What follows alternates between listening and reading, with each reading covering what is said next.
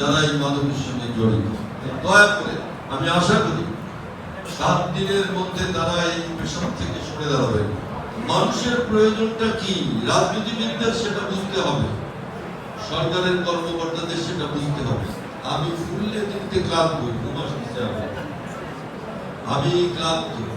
বহুদিন আগে একটা কবিতা পড়ছিলাম ছোটবেলায়, ফুল নিতে নিতে একজনের ফুলের মালা নাকের উপরে উঠে সে নিঃশ্বাস বন্ধ হয়ে পড়ে গেল। ফুল খুব ভালো জিনিস, কিন্তু এত ফুল অনেক ভুলের জন্ম দিতে পারে। এই ফুল, এই মালা, এই সম্বর্ধনা, এই কিচ্ছু কাজে আসবে না যদি আপনি মানুষের জন্য কিছু না করেন। আপনি আমার দেখা তো বহু ফুলের মালায় যাদের কপাল পর্যন্ত ডুবে গেছে, তাদের খুব নির্মম পরিণতি হয়েছে। কখন হয়েছে? যখন তারা মানুষের প্রয়োজন মেটানোর সঙ্গে আর থাকে না।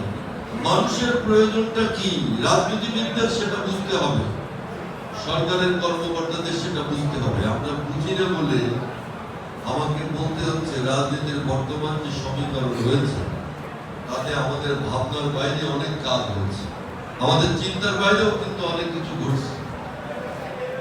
তাহলে আমাদের দেখা, মানে আমরা যে সমাজটাকে দেখছি, মানুষকে দেখছি, সেইখানে কিন্তু আমাদের একটা বিরাট গ্যাপ। আপনি প্রকৃত ঘটনা, প্রকৃত চাহিদা আপনি কিন্তু বুঝতে পারছেন না।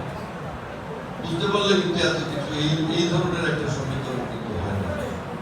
আপনাকে বেঁচে থাকতে হবে মানুষের কাজের ভেতর দিয়ে। আমি আপনাদের স্পষ্ট করে বলি, সামনে একটা বড় সমস্যা এসে আমাদের দাঁড়িয়ে, সেটা হচ্ছে মাদক। যেটা আপনারা মাদক, আমি আপনাদের স্পষ্ট করে বলি, আমি যদি খোলা কথা বলি তাহলে আমাকে বলতে হবে এখানে রাজনৈতিক দলের অনেক নেতা, আমার নিজের দলের অনেক নেতা কর্মী আছে, এখানে অনেক কর্মকর্তা আছেন, পুলিশের লোক আছে যারা এই মাদকের সঙ্গে জড়িত। আপনারা স্বীকার করেন না স্বীকার করেন, আমি দেখতে পাই, আমি দেখতে পাই, আমি মানুষ দেখলে তাকে পড়তে পারি যে মানুষটা কেমন। কোন রকম ভাবে মাদকের কারবার করতে দেয়া যাবে না। যারা এর সঙ্গে জড়িত আছেন দয়া করে আমি আশা করি 7 দিনের মধ্যে তারা এই পেশা থেকে সরে দাঁড়াবে। আমাদের এই যে আমি আহ্বান জানালাম, 7 দিনের মধ্যে যদি আপনারা সরে না দাঁড়ান, আমি জানি কিন্তু কে কি করেন, 7 দিনের মধ্যে যদি আপনারা সরে না দাঁড়ান তাহলে যে বিপদে পড়বেন তখন কিন্তু আমার কাছে আপনি কোন ধরনের সহযোগিতা পাবেন না।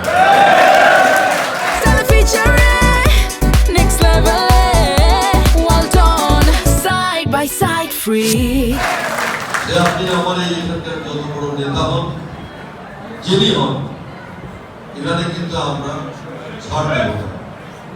এই মাদকের ব্যাপারে ভেরি কেয়ারফুল, গোপনে সংগোপনে নীরবে চোখের সামনে চোখের আড়ালে, এটা যদি কেউ মনে করেন করেই যাব, খুব ভুল করবেন।